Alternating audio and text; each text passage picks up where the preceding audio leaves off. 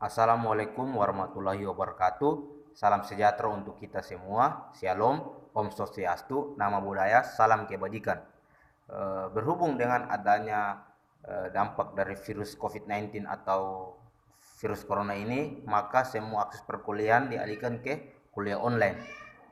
Jadi untuk itu saya di sini akan mempresentasikan hasil dari makalah individu saya yang diberikan tugas dari dosen filsafat hukum yaitu Pak Roni Sulistianto Hukai, di mana tugas ini juga merupakan penilaian dari ujian tengah semester.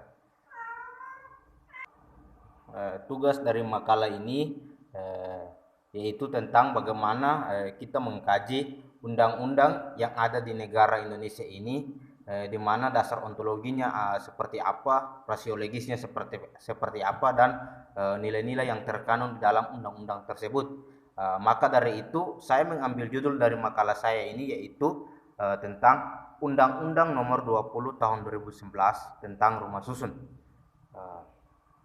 Yang melatar belakangi saya untuk mengambil judul tersebut karena kita ketahui bersama bahwa dalam kota-kota besar perkembangannya begitu cepat, seperti perkembangan ekonomi, sosial maupun kehidupan secara keseluruhan begitu cepat dan sangat pesat, sehingga tempat tinggal itu merupakan sesuatu yang urgent untuk pemerintah untuk menjawab serta memberikan jaminan sosial dalam bentuk tempat tinggal tersebut bagi masyarakat yang berpenghasilan rendah.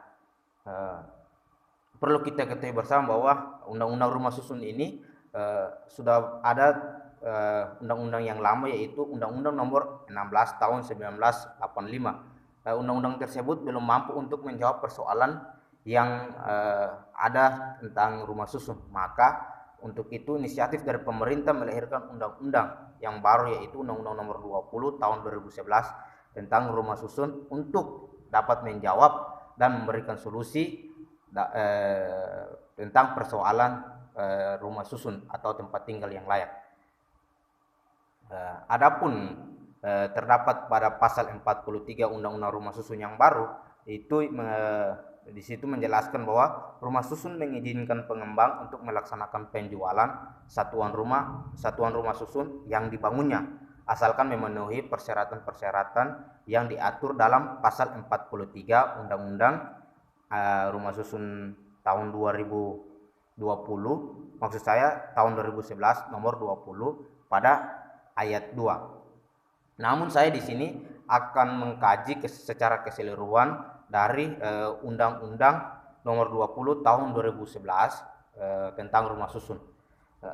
Selanjutnya adapun rumusan masalah, di sini saya mengambil rumusan masalah ya, ada 3. Yang pertama itu dasar ontologi Undang-Undang Nomor 20 Tahun 2011, dan yang kedua yaitu dasar rasiologis Undang-Undang Nomor 20 Tahun 2011, dan yang terakhir atau yang ketiga yaitu nilai-nilai yang terkandung di dalamnya. Untuk itu saya langsung masuk ke pembahasan, dan untuk mengefisien waktu saya dalam pembahasan saya ini, saya akan menyimpulkan serta membahas secara keseluruhan apa isi dari pembahasan saya. Pembahasan saya yang pertama itu tentang dasar ontologi Undang-Undang Nomor 20 Tahun 2011. Di sini saya mengkaji dari dua landasan. Yang pertama yaitu landasan filosofis. Lahirnya Undang-Undang Nomor 20 Tahun 2011 ini yaitu landasan filosofisnya itu diambil dari Pancasila sebagai filosofi negara Indonesia, yang dimana terdapat dalam sila-sila tersebut yang menyebutkan bahwa ketuhanan yang Maha Esa, kemanusiaan yang adil dan beradab, dan persatuan Indonesia. Untuk itu merupakan suatu yang kewajiban atau keharusan bagi pemerintah untuk memberikan keadilan sosial serta kemanusiaan yang adil dan beradab, itu tentang bagaimana bisa untuk memberikan tempat tinggal yang layak untuk menjawab keadilan sosial tersebut. Dan yang kedua yaitu tentang landasan yuridis. Di sini landasan yuridis saya mengkaji dari dua undang-undang. Yang pertama yaitu Konstitusi Negara Republik Indonesia, yaitu Undang-Undang Dasar 1945 yang terdapat pada pasal 28 huruf H yang menyebutkan bahwa setiap orang berhak hidup sejahtera, bertempat tinggal, dan memperoleh lingkungan hidup yang baik, serta berhak memperoleh pelayanan kesehatan. Dan landasan yuridis saya yang kedua yaitu tentang Undang-Undang Nomor 39 Tahun 1999 tentang Hak Asasi Manusia atau HAM yang terdapat pada pasal 40 yang menyebutkan bahwa setiap orang berhak untuk bertempat tinggal serta berkehidupan yang layak.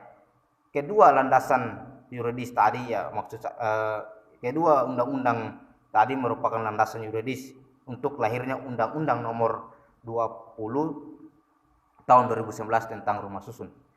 Berikutnya pembahasan saya yang kedua yaitu rasio legis Undang-Undang Nomor 20 Tahun 2011 ini.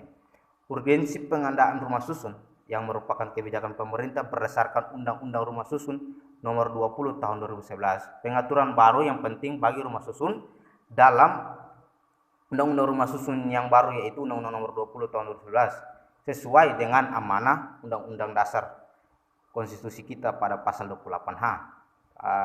Di sini pentingnya rasio legis dari Undang-Undang Rumah Susun yang baru ini yaitu bermaksud untuk fokus pada pengadaan rumah susun bagi masyarakat berpenghasilan rendah serta memberikan kemudahan bagi debitur berupa subsidi selisih bunga, yang berarti di sini bahwa pemerintah menanggung angsuran sebagai sebagian bunga KPRS yang ditetapkan oleh bank.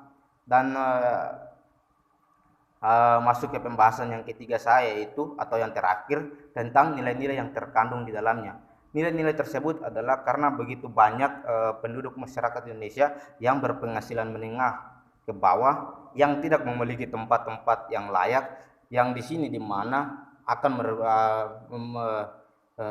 membuat negara memberikan suatu jaminan atau memberikan suatu kepastian untuk tempat tinggal sebagaimana sudah dirumuskan dalam konstitusi negara kita yaitu Undang-Undang Dasar 1945 serta filosofi negara kita yaitu Pancasila. Untuk itu sekian dari presentasi dari makalah saya. Mohon maaf apabila ada kekurangan atau ada kesalahan dari saya. Untuk itu saya mohon dikoreksi dan Assalamualaikum warahmatullahi wabarakatuh. Salam sejahtera untuk kita semua. Shalom, Om Swastiastu, Namo Buddhaya, salam kebajikan.